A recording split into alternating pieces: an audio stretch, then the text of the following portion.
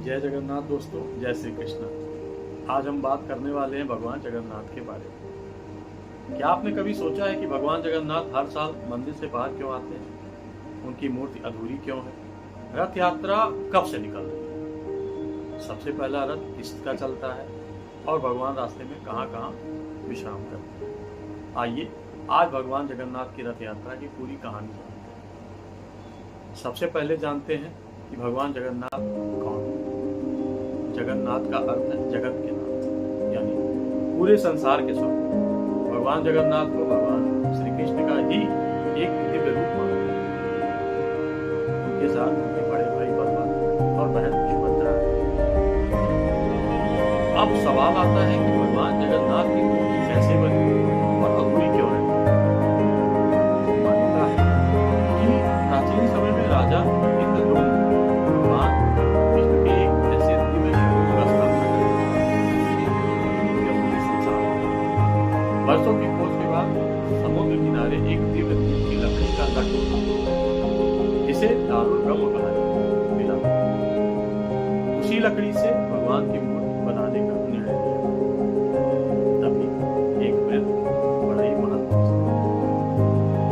उन्होंने कहा, मैं मूर्ति बनाऊंगा, लेकिन जब तक मेरा काम पूरा ना हो जाए कोई भी कमरे तक नहीं जाए।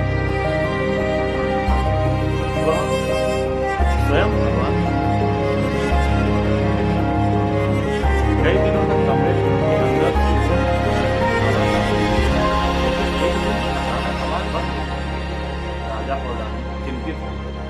उन्हें लगा कि कहीं उस वृद्ध को कुछ हो न गया हो। चिंता में उन्होंने समय पूरा होने से पहले ही दरवाजा खोल दिया। जैसे ही दरवाजा खोला वह वृद्ध बड़े ही अदृश्य हो चुके थे। कमरे में भगवान जगन्नाथ, बलभद्र और सुभद्रा जी की मूर्तियां थी, लेकिन उनके हाथ और पैर पूरी तरह बने नहीं थे। राजा को अपनी गलती का बड़ा पछतावा हुआ। तभी आकाशवाणी होती है कि यही हमारा दिव्य स्वरूप है, इसी रूप से हमारी स्थापना कीजिए। तभी से भगवान जगन्नाथ की इन्हीं अधूरी दिखने वाली लेकिन दिव्य मूर्तियों की पूजा की जाती है। अब बात करते हैं कि रथ यात्रा क्यों निकाली जाती है। मान्यता है कि भगवान जगन्नाथ अपनी बहन सुभद्रा की इच्छा पूरी करने के लिए हर साल अपने बड़े भाई बलभद्र के साथ अपनी मौसी के घर जाते हैं। मौसी का घर गुड़िच्चा मंदिर कहलाता है, जो मुख्य जगन्नाथ मंदिर से लगभग 3 किलोमीटर दूर है।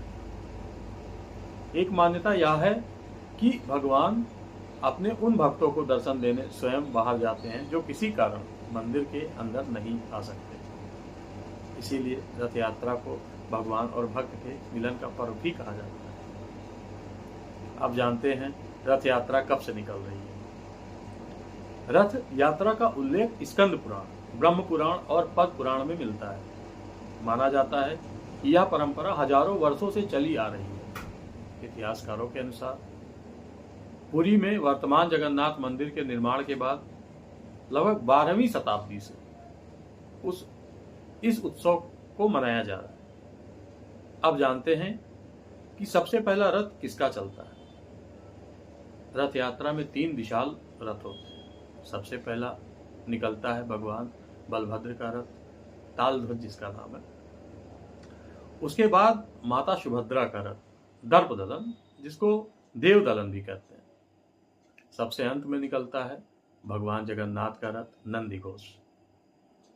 तीनों रथ हर वर्ष नई लकड़ी से बनाए जाते हैं। इन्हें पुराने रथों की तरह दोबारा इस्तेमाल नहीं किया जाता। अब आगे जानते हैं कि यात्रा कितने दिनों की होती है। आषाढ़ शुक्ल या दिन भगवान तीनों विराजमान गुड़िच्चा मंदिर पर प्रस्थान करते हैं। वहां भगवान 7 दिन तक विश्राम करते हैं,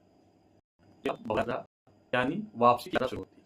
वापसी के समय भगवान मौसी मंदिर में रुकते हैं, जहां उन्हें प्रसिद्ध पोड़ा पीठा, चावल गुड़ और नारियल से बना पारंपरिक ओडिशा पकवान है का भोग लगाया जाता है। फिर भगवान श्री मंदिर लौटते हैं। इसके बाद चुना पिसा। इस दिन भगवान जगन्नाथ, बलभद्र और सुभद्रा को सोने के मुकुट और स्वर्ण आभूषणों से सजाया जाता है।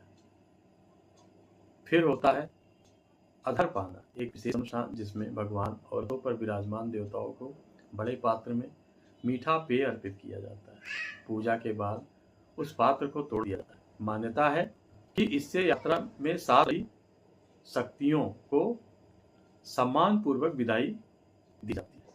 इसके बाद आता है नीलाद्रि विजय।